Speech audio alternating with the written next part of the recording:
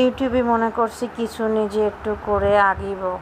আমি হাউসওয়াইফ, কিন্তু কোনোভাবেই না। ফেসবুকে কোনো ইনকামের সোর্স দেখতেছি, ভিডিও ছাড়িয়ে যাচ্ছি, কোনো ভালো ভিউ নাই। ইউটিউবেও নাই, তারপরে ফেসবুকেও কোনো ভিউ নাই। আমি তোমাদের অত বাইরে ঘোরানোর ভিডিওটা দেখাতে পারি না, কারণ আমি অত বাইরে যাই না। বাচ্চারা মাদ্রাসায় নিয়ে আর বাজার ঘাট সংসার সামলানো পেরে উঠি না। আর প্রত্যেক দিন রাতে আমি জেগে রান্না করি, কারণ সারাদিন গ্যাস থাকে না। সারা রাত রান্না করি, আর দিনে অত ঘুমাইতে পারি না।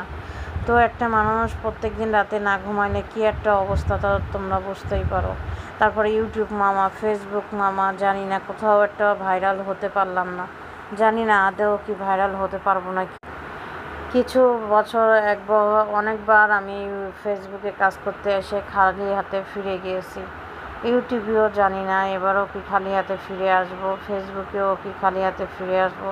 ধৈর্যর বাঁধ আস্তে আস্তে আমার ভেঙে যাচ্ছে, ধৈর্যই আর কুলাইতেছে না আমার।